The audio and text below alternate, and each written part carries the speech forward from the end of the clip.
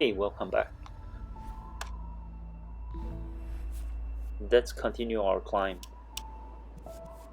I think for all the future episode, I'm going to speed up all the dying part, but I'm just gonna keep them in, and I will only leave the successful run with the original speed.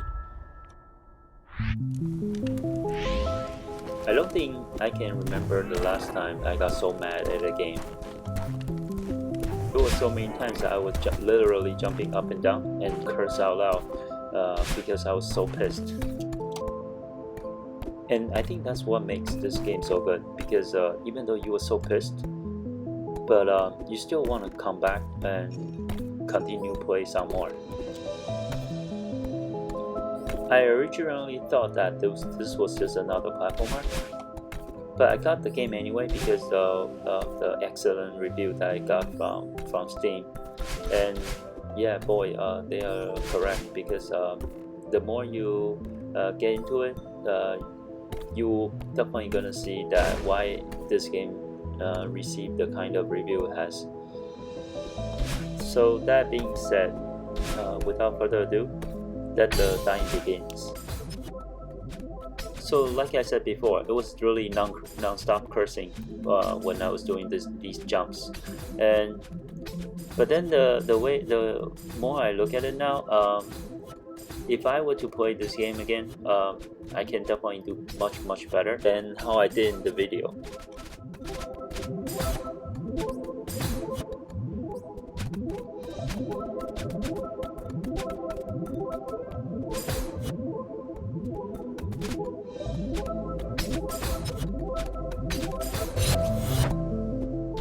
Trying to make these jumps are actually very similar to problem solving.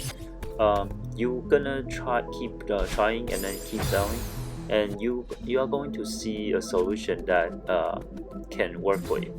And even though it's difficult jump, but then the options for you to be able to make the jumps are for a certain level are actually quite limited. So it wasn't too difficult to figure out most of the jumps. It's more the execution that are going to make you struggle quite a bit, as you will be seeing throughout the videos.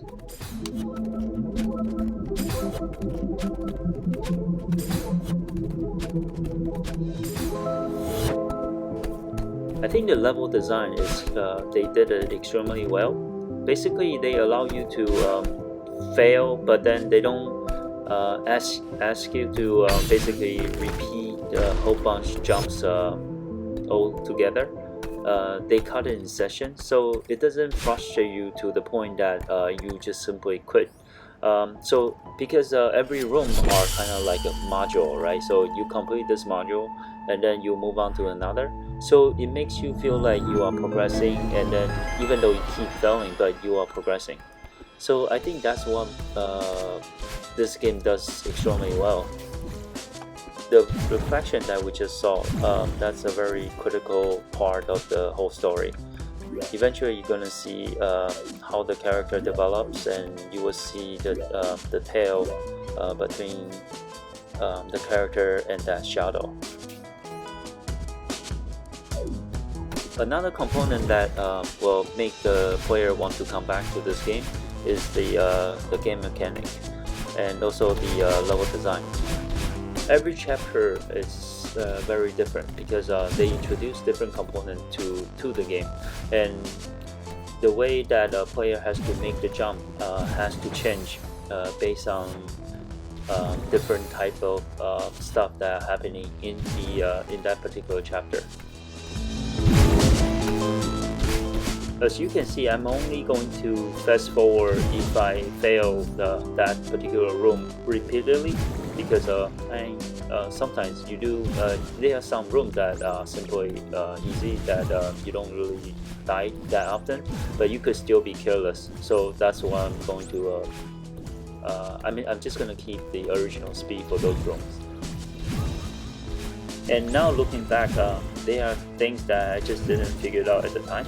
But of course I know it now, so that's why I missed some things that I didn't get, that I could have gotten. For example, the room that we just saw before, all those things that was inside these jelly thing. If you get them right without falling on the ground, then you will get the strawberry. Basically, just get them all without making a landing.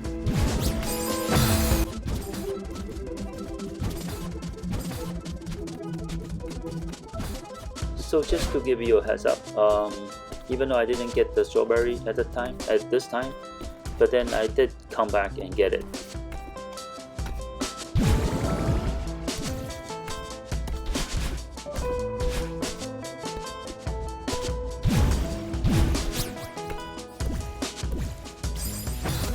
It's actually quite funny to look back and see how you were feeling miserably, because this is exactly why it's much more rewarding after you are able to make the jump, because you knew how much you struggle and you finally succeed.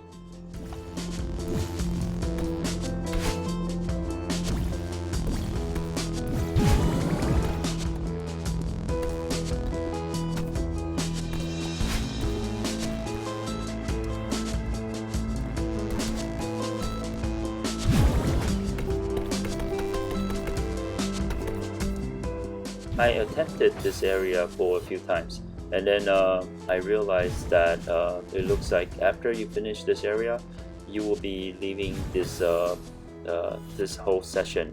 So that's why I decided to go back and try to get some of the strawberry that I saw and didn't get before.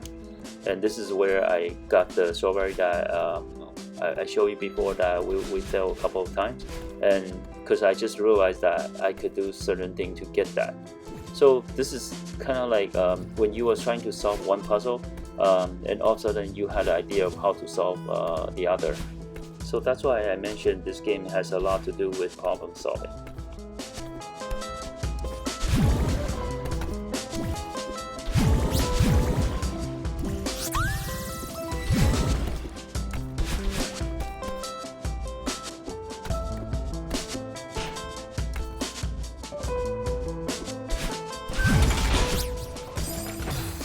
So in case you didn't get how this jelly works, so after you did a dash through the jelly, you basically get to reset your ability to do another dash.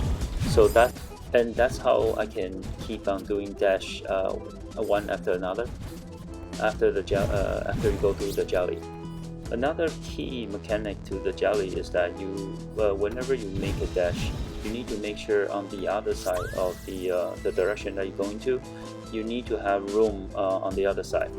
Otherwise, if the other side is against the wall, then you will die.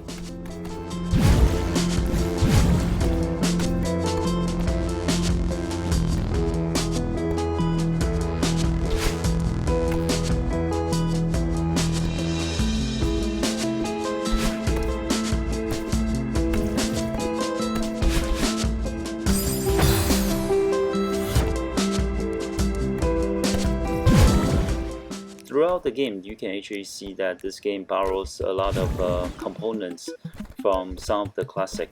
I actually see quite a bit of similarity between, at least for some of the chapters that has components of Mario.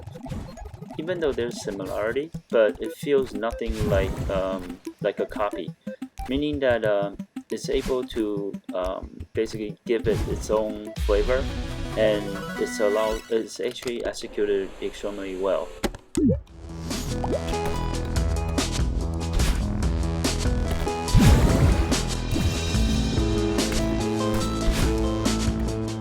So you saw this jump before.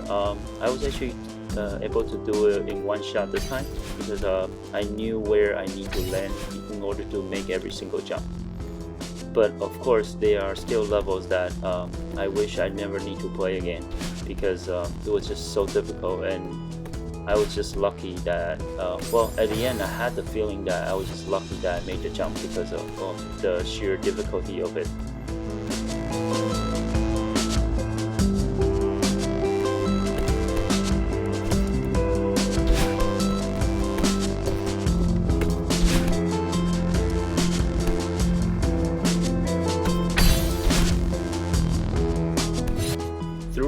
the levels that you're going to see so many hidden area.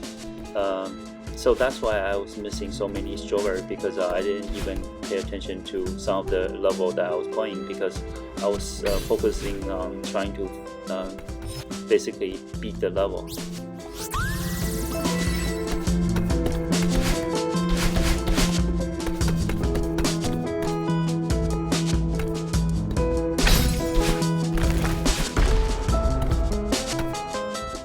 So I did, when I got this game, right, I pretty much left it there after I attempted with the mouse and keyboard for just a little bit, and I was like, no way I can play this game with a keyboard. And I was right, because if I were to continue playing this game with keyboard, I would be smashing things.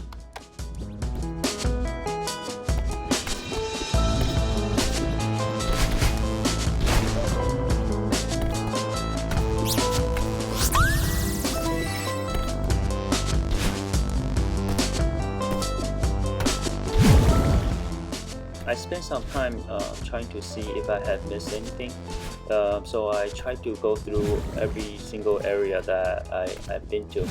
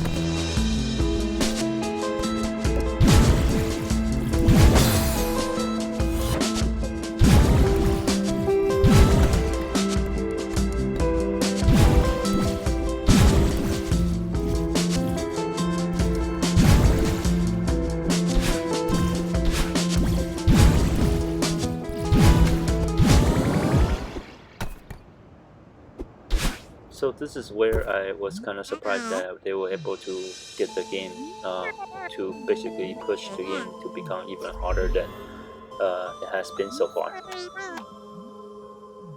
Besides that, this is also where the story becomes even more interesting. Her reflection is telling her to basically quit the mountain, and our character Madeline is trying to say that she has to climb this mountain.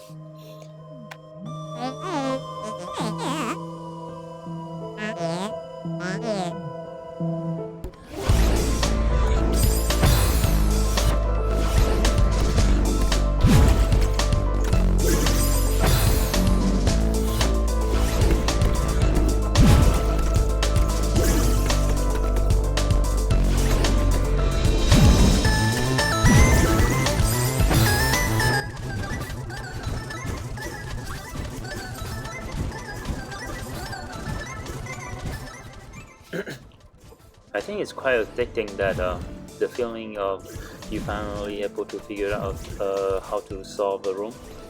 That feeling is what kind of keeps you going.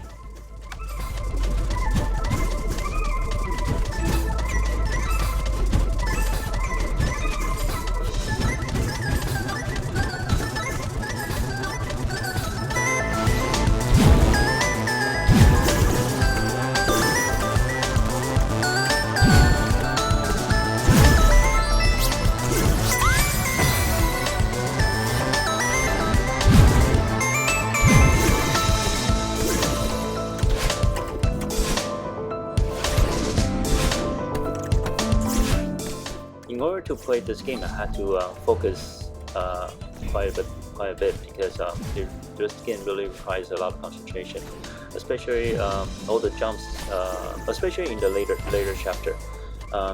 your jumps has to be extremely precise, and in order to be able to do them, you have to be able to focus. I remember when I was playing this part, I think I was mistaken about how the reflection was following me. I thought it was really chasing me, but it sort of is chasing you. That because you have to move away from your original point, otherwise, basically the shadow was just keep following you, and then eventually take over the space that you're in, and that's where it kills. Basically, the reflection kills you. But you do have some time as long as you don't repeat the same path.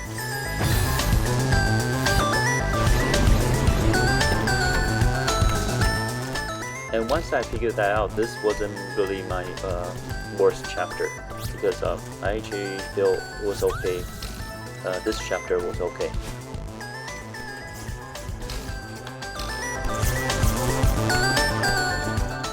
But of course, when I was playing this for the first time, it was always difficult. It was always felt like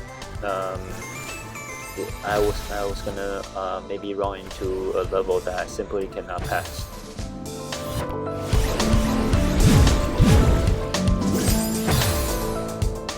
I'm really glad that I stuck with it, because it's really worth it after you went through the later chapters.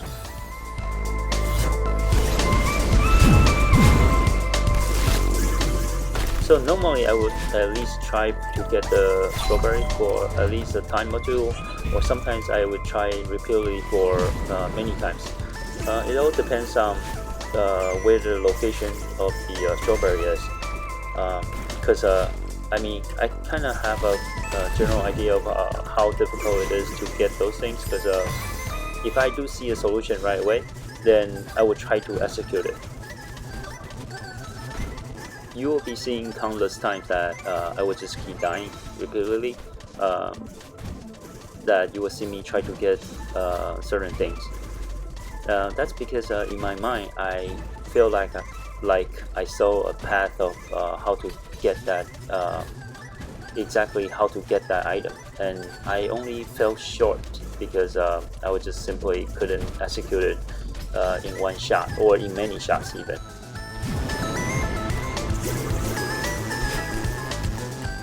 I also take many breaks from the game, because sometimes your mind is just, you couldn't concentrate enough, and like I said before, so many jumps have to be extremely precise, and in order for you to be able to, or in order for me at least, I don't know about other people, but for me, in order for me to be able to execute these jumps, I had to be able to concentrate, and that's why I had to keep on taking so many breaks. I think it's actually very similar to how we deal with problems in real life. It's okay to take breaks, because sometimes when you step back, you might come up with an even better solution than the first time you attempted, and that's where you actually be able to get the problem solved in a much better. You might actually have a much better solution and a much more efficient way of handling things.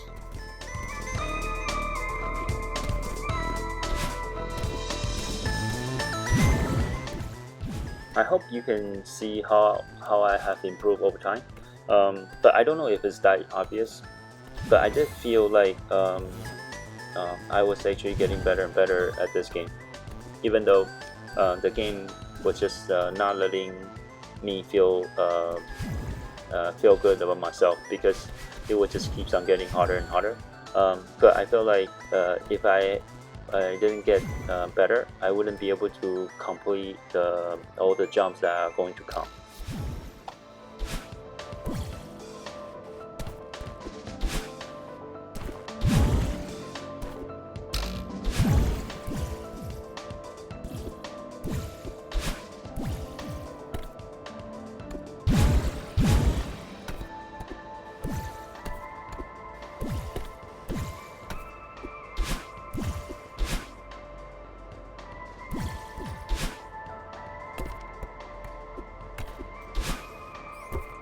And one of the really fun aspect of this game is how cool you feel when you're able to do certain jumps.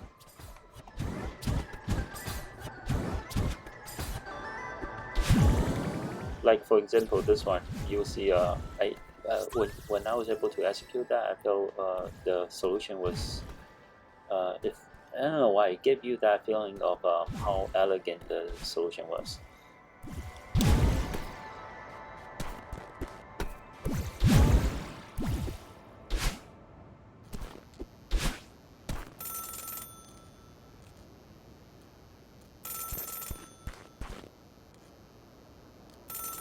You may want to skip the story, but I would advise to just watch it because I feel like this is also how this game is so great in my mind.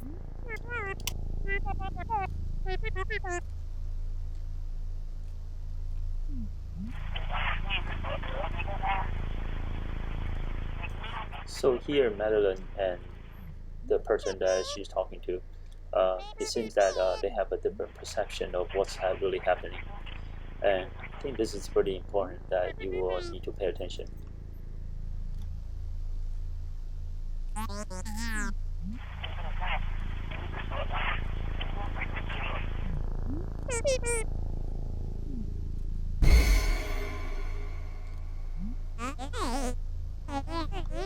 There's nothing to be scared of about this game, even though I mean some graphics may look kind of creepy, but in the end, so you will know that why things are happening and why things are looking the way they look.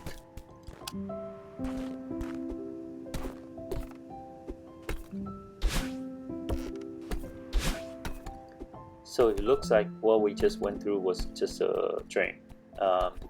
You can see that all the jelly has disappeared, and now we are looking at this level in a different light.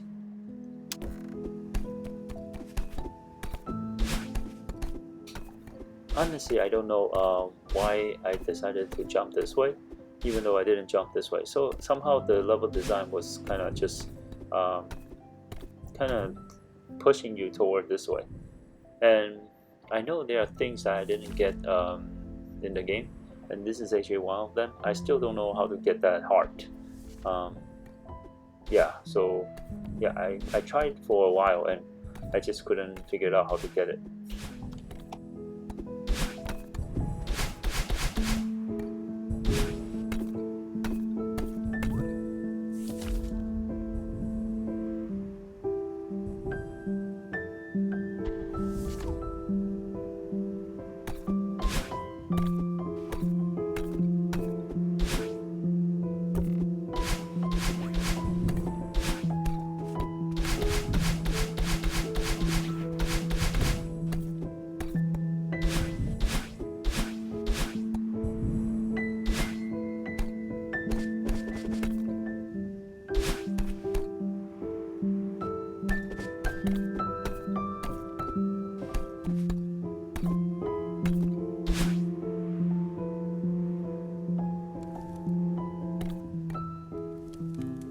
So here we met the same guy that we saw in the first chapter, and he will be with you until pretty close to the end.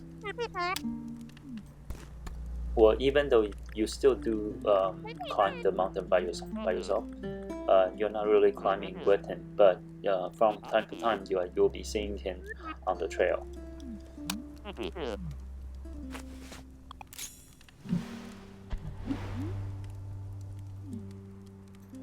He will take several selfies with you on this journey, and you will see how your facial expression start to change as well.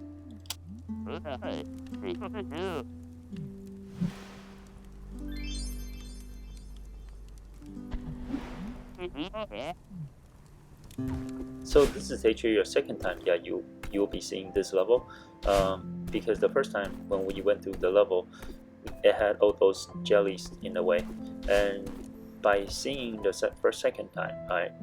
That's how you have to appreciate how clever the level design is, because now you're seeing for the second time, it feels completely different, and you honestly feel I mean, I couldn't really tell that I was playing the same level at the time. Here you see me try to explore where I should be going, and you see me try to get the heart that we saw up there, but I still couldn't figure it out. So if you don't want to see me try it again, try to get something that I eventually couldn't get, I would suggest to just skip this part.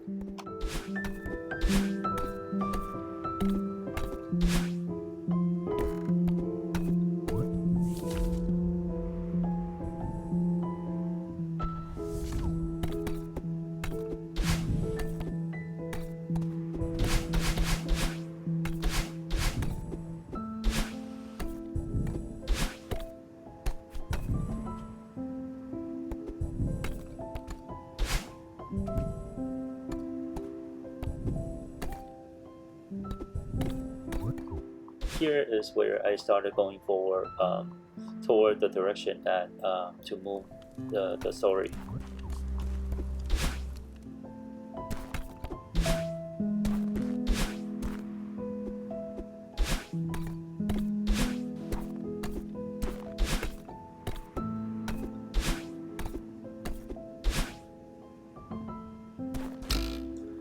I actually was kind of surprised about how I would just pick this game up and even spend so much time on it, because I haven't really spent too much time on platformer anymore, because first of all, I just feel like I don't have enough time and energy to kind of practice on a game that, you know, is purely it's more like a muscle memory, because a platformer, you have to be able to do the kind of jumps that requires this level of precision. So I always feel like I just don't have enough time to kind of do that anymore, and I don't know why this game just kind of drew me in to the point that I was like, let me just go ahead and try it, and let me just and I didn't feel like giving it up.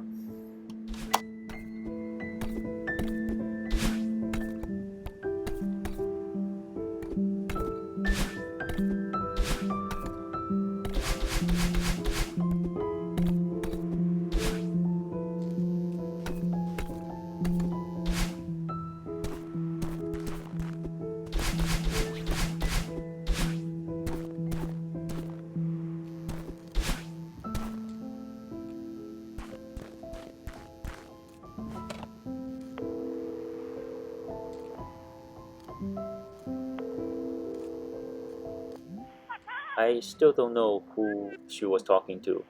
Maybe it was her mom, supposed to be her mom, but she really didn't call her because that was in her dream.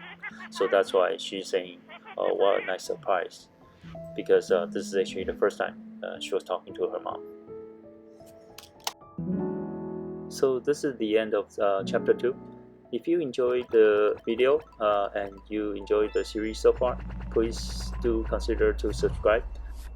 Hope to see you next time.